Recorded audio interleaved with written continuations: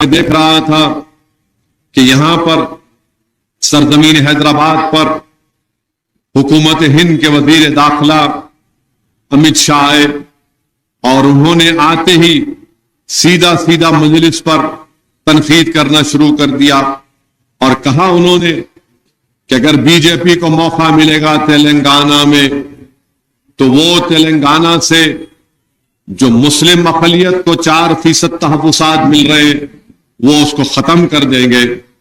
और साथ ही साथ अमित शाह ने यह भी कहा कि बीजेपी को मौका मिलेगा तो तेलंगाना में यूनिफॉर्म सिविल कोड को नाफिज करेंगे।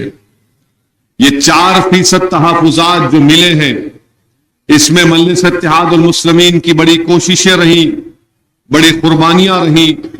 और मुझे याद आता है कि उस वक्त मौलाना अब्दुल रहीम कुरैशी साहब की क़ियादत में हमने 4% तहफ़्फ़ुज़ात की जिद्दोजहद को लेकर पूरे उस वक्त के आंध्र प्रदेश में हमने एक मुहिम चलाई थी।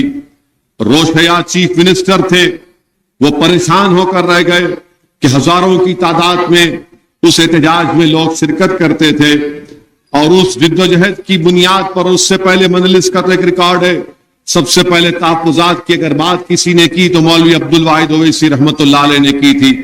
जब 1970 में पहला बीसी कमीशन बना था तो उसके पास जाकर अब्दुल वाहिद ओवैसी ने यह कहा था कि उन मुसलमानों को रिजर्वेशन मिलना चाहिए जो इनकम टैक्स अदा नहीं करते। खैर आज अमित शाह ये कह रहे हैं कि बीजेपी को मौका मिलेगा तो रिजर्वेशन निकाल देंगे मुसलमानों का, और पूरे मुसलमानों को नहीं मिलता रिजर्वेशन।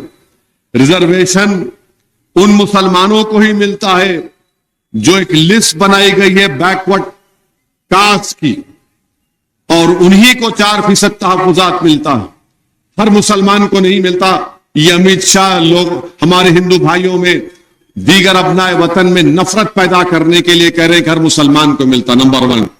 दूसरा, हमारी बैकवर्डनेस का जो बैकवर्ड मुसलमानों के बैकवर्ड क्लास है, कास्ट है, उनकी पसमानदगी की बुनियाद पर मिलता है, मजहब की बुनियाद पर नहीं मिलता।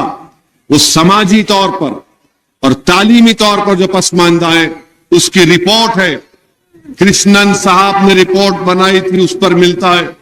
तो रिजर्वेशन को निकालने का मतलब यह है कि जो गरीब और पसमानदा और तालीमी तौर पर वो मुसलमान जो इस बैकवर्ड क्लास में आते हैं उनको रोजगार से महरूम कर देना, उनको तालीमी मौके उनकी हमेशा के लिए खत्म कर देना, ये बीजेपी की नफरत की सियासत है।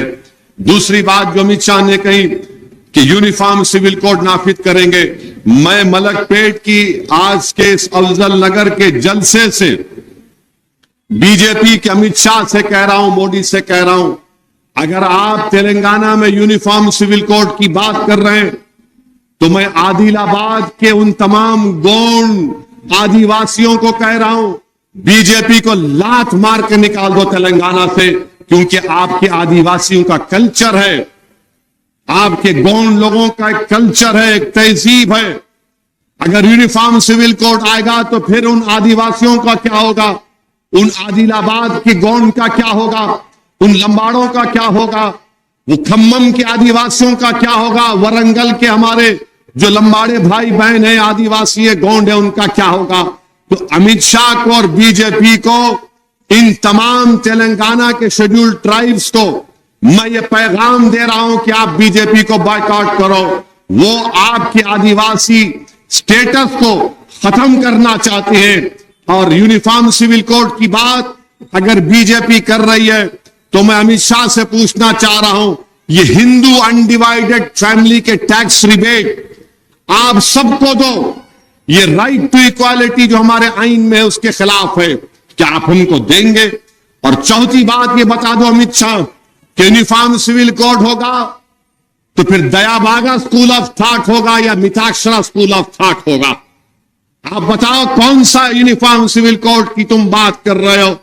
अरे भारत को यूनिफॉर्म सिविल कोड की जरूरत नहीं है, भारत को जरूरत है नौकरियों की, भारत को जरूरत है तनख्वाहों में इजाफा की, मगर अपनी नाकामियों को छुपाने के लिए बीजेपी रिजर्वेशन को खत्म कर देंगे, यूनिफॉर्म सिविल कोड को लाएंगे।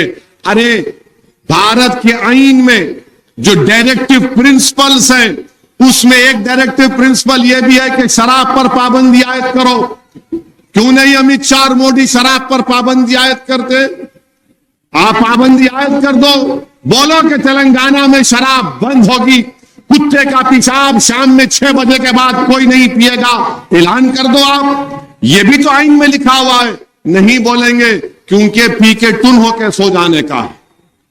मगर यूनिफॉर्म सिविल कोड को लेकर आएंगे, रिजर्वेशन को निकाल देंगे। क्यों निकालेंगे आप? ये आपकी नफरत की सियासत है। मजलिस बीजेपी के इस ऐलान की मजम्मत करती है, कंडेम करती है। ये नफरत की बात कर रहे हैं। अरे यूनिफॉर्म सिविल कोड की आप बात करते हैं, उधर लव जिहाद का कानून बनाते हैं। कौन सा कानून? क्या किया बीजेपी ने सिवाय नफरत के? और इनका सदर कहता है तेलंगाना का, हमको मौका मिला तो हम पुराने शहर में बुलडोजर चढ़ा के घरों को तोड़ देंगे। किसके घर को तोड़ेंगे आप? क्यों तोड़ेंगे आप? अरे कभी जोड़ने की तो बात करो। तोड़ तो कोई भी सकता है, दिलों को जोड़ने का काम करो। जो पिछले 15 साल से अहमद बलाला मलकपेट की आवाम के दिलों को जोड़ रहा है, दलितों को, बैकवर्ड क्लास को, हिंदुओं को, मुसलमानों को, ईसाइयों को, सबको साथ लेकर चल रहा है। बीजेपी वालों, तुमको जोड़ना अगर सीखना है तो आओ, अहमद बलाला स्कूल का हेडमास्टर है, तुमको कोचिंग दे सकता है।